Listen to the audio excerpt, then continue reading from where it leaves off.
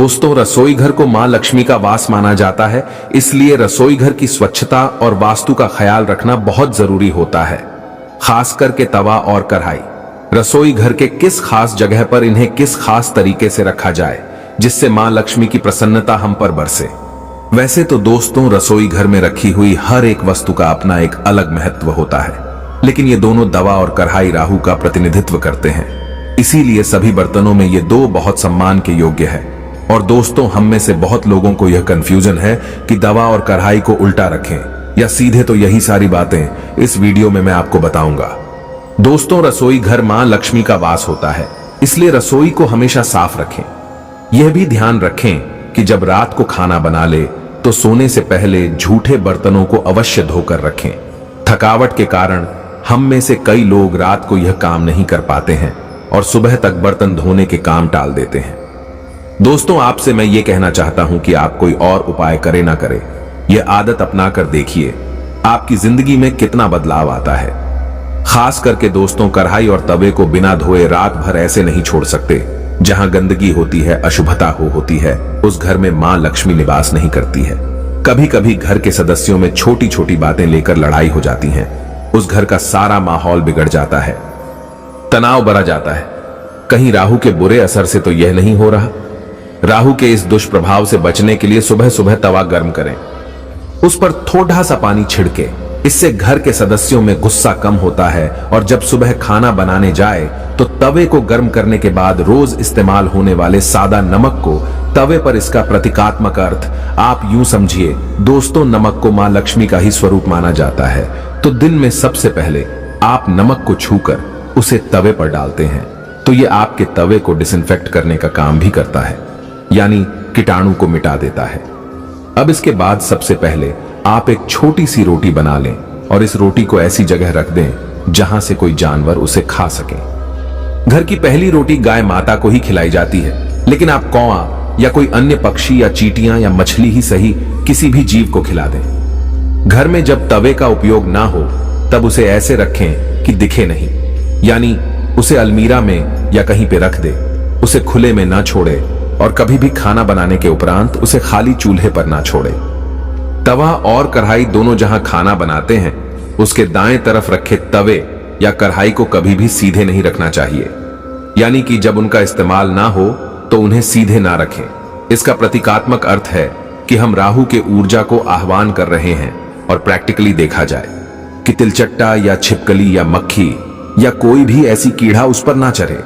ये कीड़े अगर सीधे रखे हुए तवे या कढ़ाई पर चढ़ जाए और उसी पे हम खाना बना ले तो फूड पॉइजनिंग हो सकता है। एक और बात का ध्यान रखें कि तवे या कढ़ाई को कभी भी जूठा ना करें। हम इसे कई लोग ऐसे आलसी बन जाते हैं और कढ़ाई में ही सब्जी बनाए और उसी में से खा लिया। ऐसे ना करें। इन दोनों का, यानी तवे और कढ़ाई की पवित्रता का इतना ख्याल रखना जरूरी है कि इन पर झूठे सामग्री भी नहीं रखें। जैसे कि बर्तन धोते समय हम क्या करते हैं, सारे बर्तन इकट्ठा कर लेते हैं, फिर एक के बाद एक धो लेते हैं। इस टाइम पर इस बात का ख्याल रखें कि तवे और कढ़ाई पर अन्य झूठे सामग्री ना रखें। अब जानते हैं रसोई घर के वास्तु के बारे में।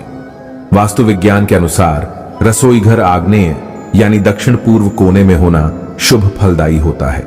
जिसे घर में रसोई घर दक्षिण पूर्व यानी में नहीं हो, तब वास्तु दोष को दूर करने के लिए एक बहुत सरल सा उपाय है।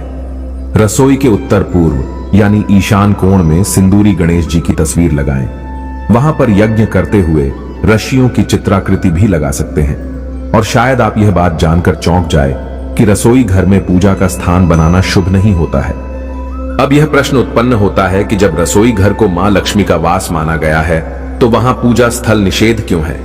ऐसा ही प्रश्न उठा था मेरे झाड़ू वाले वीडियो में, जब बहुत सारे लोगों ने मुझसे पूछा कि जब झाड़ू को मां लक्ष्मी का ही स्वरूप माना गया है तो उसे पूजा स्थल में उपयोग क्यों नहीं कर सकते। देखिए, रसोई घर घर का ऐसा भाग है जिसका वातावरण ही गर्म रहता है। रसोई घर आंकने कोने में होता है, जिसका अधिपति ही स्वयं अग्निदेव हैं, और मंदिर या पूजा स्थल का वातावरण ही शांत होता है, शीतल होता है, पूजा स्थान के लिए उत्तम जगह होता है। नॉर्थ ईस्ट ईशान कोण, उत्तर पूर्व दिशा यानी रसोई घर दक्षिण पूर्व में और पूजा स्थान उत्तर पूर्व में।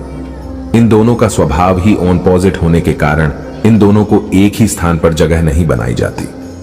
वास्तु के हिसाब से रसोई घर में चूल्हा आंकने में हो, प्लेटफॉर्म पूर्ववत दक्षिण को घेरता हुआ हो, वॉश बेसिन उत्तर में हो, भोजन बनाते समय मुख पूर्व की ओर हो, उत्तर व दक्षिण में कतई ना हो।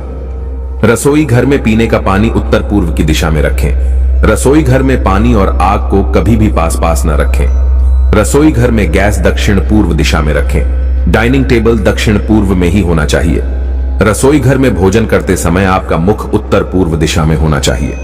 मकान में अलग डाइनिंग हॉल की व्यवस्था हो तो देख ले कि डाइनिंग हॉल पश्चिम या पूर्व दिशा में हो। फ्रिज उत्तर पश्चिम में रखें।